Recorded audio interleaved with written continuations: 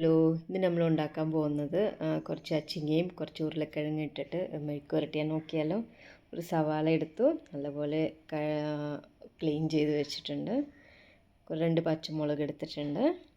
പിന്നെ potato clean ചെയ്ത് നമുക്ക് വെള്ളത്തിനകത്തോട്ട് കഴുകിയെടുക്കാം. എല്ലാം കൂടി നല്ലപോലെ ഒന്ന് കഴുകിയെടുക്കാം.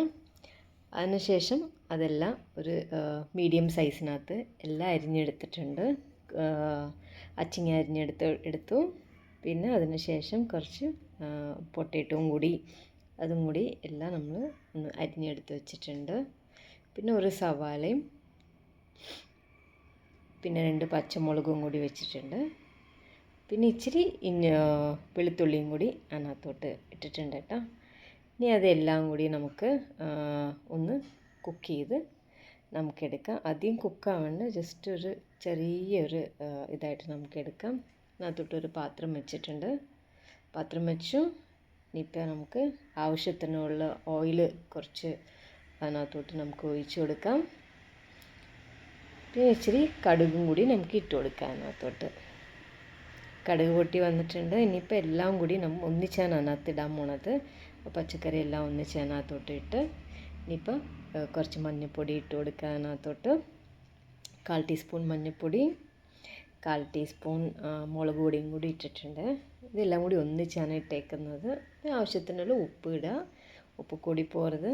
നമുക്ക് ആവശ്യത്തിനുള്ള ഉപ്പിട്ട് കൊടുത്തിട്ടുണ്ട്. ഇപ്പം എല്ലാം കൂടി അത് നമുക്കൊന്ന് മിക്സ് ചെയ്യാം. നല്ലപോലെ ഒന്ന് മിക്സ് ചെയ്യുക. ഇതിപ്പോൾ പച്ചക്കറി ഒത്തിരി അങ്ങ് വെന്ത് ഉടഞ്ഞു പോകരുത്. അങ്ങനൊരു ടേസ്റ്റ് പോവും. അപ്പോൾ വെള്ളവും അധികം ഒഴിക്കുന്നില്ല കേട്ടോ ഈ പച്ചക്കറിനകത്തോട്ട്.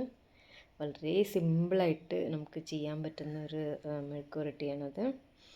ഇപ്പോൾ എല്ലാ സൈഡിൽ നിന്ന് നമ്മൾ ഇളക്കിയിട്ടുണ്ട്. ഇനിയിപ്പോൾ നമുക്കൊന്ന് കൈവെള്ളം നമുക്ക് ഇച്ചിരി അധികമല്ല കേട്ടോ, ഒരു കൈപ്പിടി വെള്ളം എടുത്തിട്ട് ജസ്റ്റ് നമുക്കൊന്ന് കുടഞ്ഞു കൊടുക്കാം.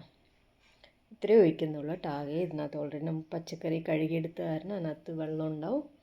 നമുക്കൊന്ന് മൂടി വയ്ക്കാം. ഒരു 15 മിനിറ്റത്തോളം മൂടി വെച്ച് ഇനിയിപ്പോൾ ഒന്നും കൂടി നമുക്കത് ഒന്ന് ഇളക്കാം. ഇച്ചിരി നല്ലപോലെ വെന്ത് വന്നിട്ടുണ്ട്. ഇനിയിപ്പോൾ ഒന്നും കൂടി നമുക്കൊന്ന് തുറന്ന് നോക്കിയാലോ. നല്ലപോലെ വെന്ത് വന്നിട്ടുണ്ട് കേട്ടോ പച്ചക്കറി. നല്ല മണവും വരുന്നുണ്ട്. നമുക്ക് ഇച്ചിരി ചോറും ഇച്ചിരി മെഴുക്ക് പുരട്ടിയും ഉണ്ടെങ്കിൽ കഴിക്കാൻ നല്ല ടേസ്റ്റ് ആയിരിക്കും. അപ്പോൾ എല്ലാവരും ഈ ഒരു റെസിപ്പി ട്രൈ ചെയ്യുക, ലൈക്ക് ചെയ്യുക, സബ്സ്ക്രൈബ് ചെയ്യുക.